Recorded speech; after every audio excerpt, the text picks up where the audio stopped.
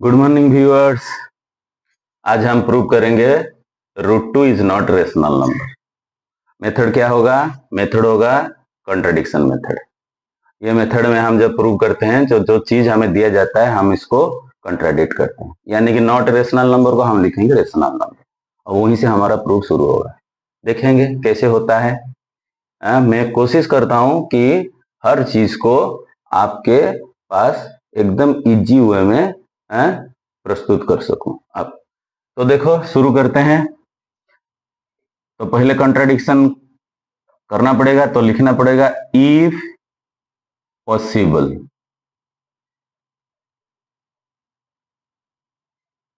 Let us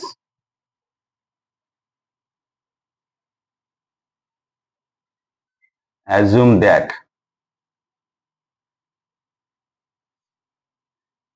√2 is a rational number। अगर √2 rational number होगा तो क्या होगा ना, it can be expressed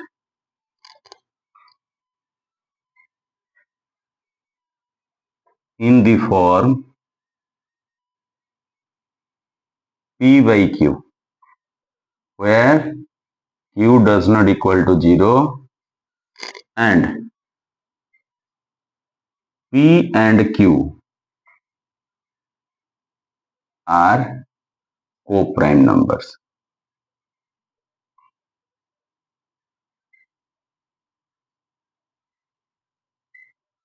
co-prime numbers का मतलब क्या होता है, यानी कि p एंड q का कॉमन फैक्टर होगा 1 के सिवा और कोई फैक्टर p एंड q का नहीं है। तो हमारे अजम्पशन के हिसाब से अभी हम क्या लिखेंगे ना, √2 can be expressed in the form p by q, so √2 is equal to p by q, squaring both the sides।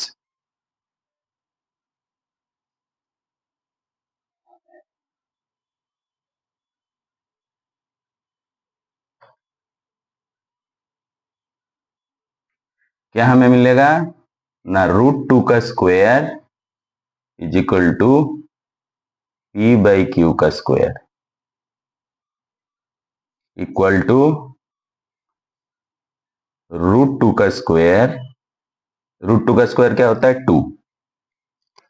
2 equal to p square by q square.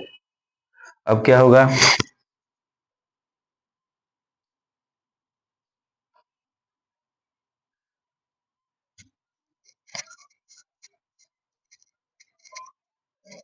implies that 2q square is equal to p square.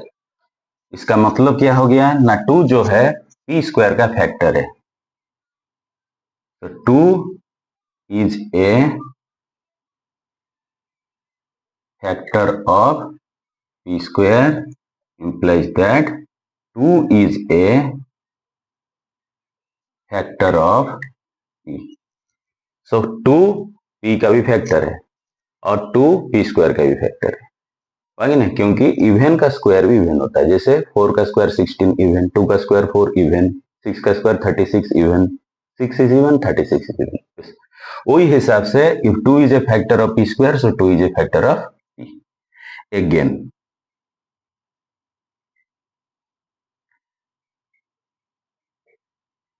let us assume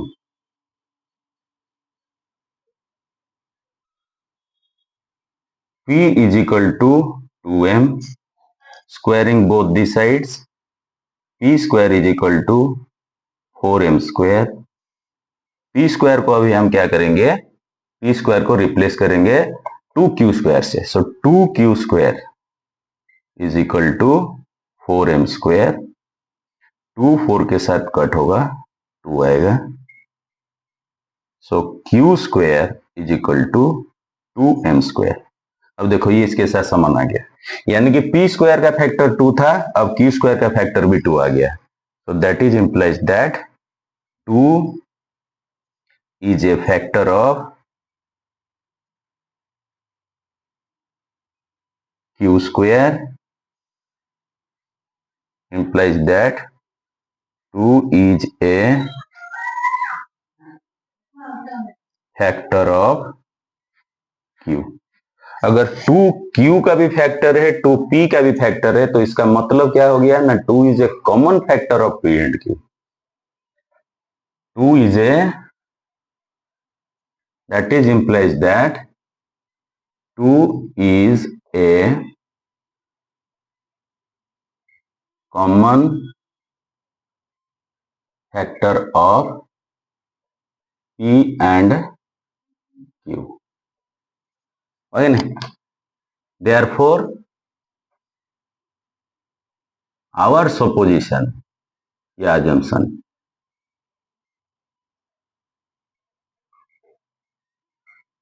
is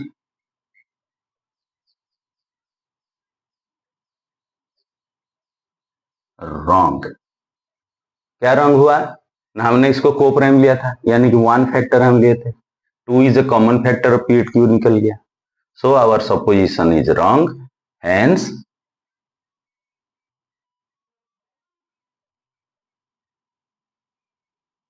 √2 is not rational,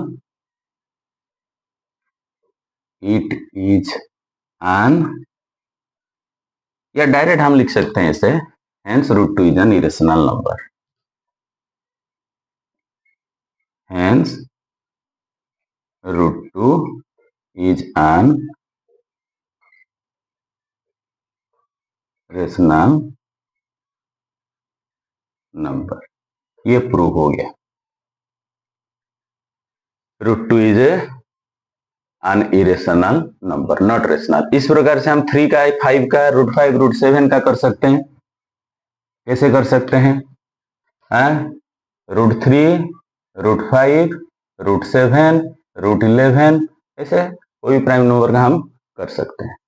तो पहले मैं और एक आपको shortcut में समझा देता हूं, वैसे ही कंट्राडिक्शन मेथड में हम क्या लिखेंगे कि मैं हिंट्स खाली कर देता हूं, हिंट्स कि √7 can be written in the form p by q, √7 is a rational number. तो √7 को हम क्या लेंगे, √7 is equal to p by q, squaring both side करेंगे, √7 का square is equal to p square by q square. So 7 is equal to क्या हो जाएगा ना, p by p square by q square implies that 7q square is equal to p square, implies that 7 is a factor of p square, implies that 7 is a factor of p। और 7 is a factor हुआ तो फिर हम क्या assume करेंगे, again latest assume क्या करेंगे ना, p is equal to 7m। उधर p is equal to 2m ले रहे थे, 2 का फैक्टर 7 का फैक्टर में लेंगे, अब उसका स्क्वायर करेंगे, स्क्वायरिंग बोथ साइड जैसे करेंगे क्या निकलेगा ना, p square is equal to 7m का whole square, implies that p square is equal to 49m square, implies that, अब इसको से रिप्लेस कर देंगे 7q स्क्वायर से, तो क्या होगा 49m स्क्वायर, 7 इसके साथ कट, 7 आ गया again. So q square is equal to 7m square, यानी कि 7 is a factor of q square, implies that 7 is a factor of q। अगर 7 दोनों का फैक्टर है, कॉमन फैक्टर हो गया, सो इंप्लाइज क्या लिखेंगे, 7 is a common factor of p and q। 7 is a common factor of p and q, ये हो गया 7 का। अगर आपको 11 का देगा उसका भी हिंट्स बता देता हूं, तो देख लीजिए, फिर बाकी जो स्टेप जैसे लिखा है वैसे लिखना है आपको, मेन स्टेप में खाली बता देता हूँ। √11 is equal to p by q, squaring both the side करेंगे तो क्या होगा, p square by q square हो जाएगा। तो 11 is equal to p square by q square. अब 11 q square is equal to p square, यानी कि 11 पी स्क्वायर का फैक्टर हो गया। वहां 2 and 7 हो रहा था, यहाँ 11 हो। So 11 is a factor of p square, 11 is a factor of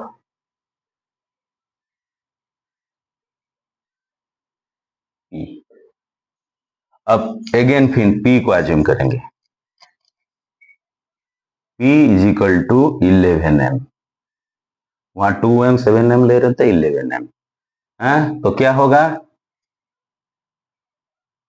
P को रिप्लेस कर देंगे तो क्या होगा ना, 11 q square is equal to 11 m का होल स्क्वायर, और इसका स्क्वायरिंग करेंगे। P square is equal to 11 का स्क्वायर हुआ 121 एम स्क्वायर, वही नहीं। तो पी स्क्वायर को 121 एम स्क्वायर लिख देंगे, 121 m square is equal to 11 cut होगा इसके साथ 11, अगेन आ गया q square is equal to 11 m square. वही पॉइंट में आपको आना है, समझ में आ रहा कि नहीं। वही स्टेप्स, इक्वल स्टेप्स, खाली नंबर चेंज रहेगा। 7 रहेगा तो 7 का स्क्वायर रहेगा, 2 रहेगा तो 2 का स्क्वायर रहेगा, जैसे 11 रहा 11 का स्क्वायर, तो कट हो गया 7 7 का स्क्वायर 49 आता है। 5 रखेंगे तो 5 का स्क्वायर 25 आएगा, कट हो जाएगा। तो स्टेप सेम रहता है, आपको एक बार खाली इसको प्रैक्टिस कर लेना है। तो क्या हो जाएगा ना, 11 is a factor of, 11 is a factor of क्या ना, Q square, implies that 11 is a factor of Q. तो 11 अगर p एंड q दोनों का फैक्टर हो गया तो क्या हो गया, 11 इज ए कॉमन फैक्टर। तो हमने लिया था coprime number p by q form and q does not equal to 0, और क्या लिए थे कि ये कोप्राइम है। अब 11 अगर इसका फैक्टर निकल रहा है कॉमन फैक्टर, तो कोप्राइम नहीं रहा हो।